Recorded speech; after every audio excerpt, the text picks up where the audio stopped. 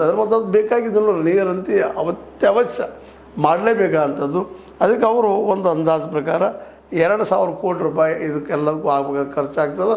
ಅದನ್ನು ಉಸ್ತುವಾರಿ ಸಚಿವರು ಮಾಡಬೇಕು ಅನ್ನುವಂಥ ಮಾತನ್ನು ಉಸ್ತುವಾರಿ ಸಚಿವರಾಗಿರ್ಬೋದು, ನೀರಾವರಿ ಮಿನಿಸ್ಟರ್ ಆಗಿರ್ಬೋದು, ಮುಖ್ಯಮಂತ್ರಿಯವರಾಗಿರ್ಬೋದು, ಇದನ್ನು ಶೀಘ್ರ ಕೈಗೆತ್ತಿಕೊಂಡ ನಮ್ಮೆಲ್ಲ ನೀರಾವರಿ ಯೋಜನೆಗಳನ್ನು ಪೂರ್ಣಗೊಳಿಸಬೇಕು, ಇಲ್ಲ ನಮ್ಮ ಹೋರಾಟ ನಿರಂತರ ಅನ್ನುವಂಥ ಮಾತನ್ನು ಈ ನಮ್ಮ ಚೋನಪ್ಪ ಪೂಜಾರಿ ಅವರು ಮತ್ತು ಅದ್ರ ಜೊತೆ ನಮ್ಮ ಶಶಿಕಾಂತ್ ನಾಯ್ಕರವರು, ಅವ್ರ ಜೊತೆಗಾರರು ಎಲ್ಲರೂ ಇವತ್ತು ಹೋರಾಟವನ್ನು ಮಾಡ್ತಾಯಿದ್ದಾರೆ. ನಿರಂತರ ಹೋರಾಟ ಮಾಡ್ತೀವಿ ಅಂತೇಳಿ ಈ ನಮ್ಮ ಹುಕ್ಕೇರಿ ಪಟ್ಟಣದಲ್ಲಿ ಒಂದು ಈ ಆಶ್ವಾಸನೆ ಸಿಗುವವರೆಗೆ ಹೋರಾಟ ಮುಂದುವರಿಸ್ತೀವಿ ಅಂತೇನೋ ಸ್ಟಾರ್ಟ್ ಮಾಡಿದ್ದಾರೆ.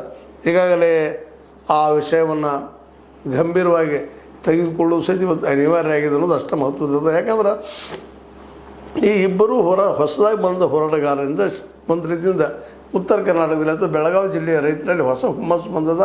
ಮತ್ತು ಪ್ರಶ್ನೆ ಮಾಡುವಂಥದ್ದು, ತಮ್ಗೆ ಬೇಕಾದನ್ನು ಬೇಡುವಂಥ, ಕೇಳುವಂಥ, ಬೇಡಿಕೆ ಇಡುವಂಥ ಶಕ್ತಿಯೂ ಬಂದದಂತ. ಅದರಲ್ಲೂ ಗುರ್ಲಾಪುರ ಯಶಸ್ಸು ಸಾಕಷ್ಟು ಈ ಯುವ ನಾಯಕರಿಗೆ ಒಂದು ಆಸ್ಪದವನ್ನು ಪ್ರಶ್ನೆ ಮಾಡುವಂಥದ್ದನ್ನು ತರ್ತಾರೆ. ಮತ್ತು ಇನ್ನೊಂದು ಅವರಿಬ್ಬರನ್ನು ಗಮನಿಸಿದಾಗ ಅವ್ರು ಯಾವ ರಾಜಕೀಯ ಮಾಡಬೇಕು ಮತ್ತೊಂದು ಏನಿಲ್ಲ, ನಮ್ಮ ರೈತ ಬಾಂಧವರಿಗೆ ನೀರು ಮತ್ತು ಮಾರ್ಕೆಟ್ ಎರಡು ಬೇಕು ಅನ್ನುವಂಥ ದಿಶೆಯಲ್ಲಿ ಹೋರಾಟ ಮಾಡ್ತಾಯಿದ್ದಾರೆ ಅನ್ನುವಂಥ ಅಷ್ಟ ಮುಖ್ಯದ. ಯಾಕಂದರೆ ಈ ಹಿಂದೆ ನೋಡಿದಿರಿ ಅವರನ್ನು ಈ ಗುರ್ಲಾಪುರದ ಹೋರಾಟದಲ್ಲ ಕಬ್ಬಿಗೆ ಬೆಲೆಯನ್ನು 3,300 ನೋಡೋರಿಗೆ ಸಾಧನೆ ಅನಿಸ್ಬೋದು, ಅದು ದೊಡ್ಡ ಸಾಧನೆ ಅದು ಮಾಡಿದರು.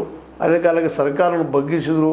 ಅದು ಬಗ್ಗಿಸಿದ ನನಗಿದ್ದು ಅನಿವಾರ್ಯವಾಗಿ ಅವರು ಸಹ ಮಿನಿಮಮ್ ಒಂದು ತಮಗೇನು ಸಾಧ್ಯನೋ ಕೆಲಸವನ್ನು ಮಾಡಿದರು ಅನ್ನೋದನ್ನು ಈ ಸಂದರ್ಭದಲ್ಲಿ ನೆನಪಿಸಬೇಕಾಗಿದೆ. ಹೀಗಾಗಿ ಇವತ್ತಿನ ಈ ನೀರಾವರಿ ಹುಕ್ಕೇರಿ ತಾಲೂಕಿನ ಸ್ವಲ್ಪ ನೀರಿಂದ ಅಡಚಣೆ, ತ್ರಾಸ, ತೊಂದರೆ ಆಗುವುದೇನು ಸುಳ್ಳ, ಆಗ್ತಾ ಇರೋದೇನು ಸುಳ್ಳಲ್ಲ.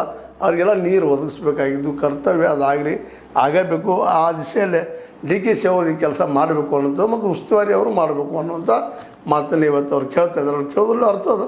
ಮತ್ತು ಅಧಿಕಾರದಲ್ಲಿದ್ದಾರಪ್ಪ ಅಂತಂದ್ರೆ ಅದು ಅವ್ರನ್ನ ಕೇಳಬೇಕಾಗ್ತದೆ. ಆ ದಿಶೆ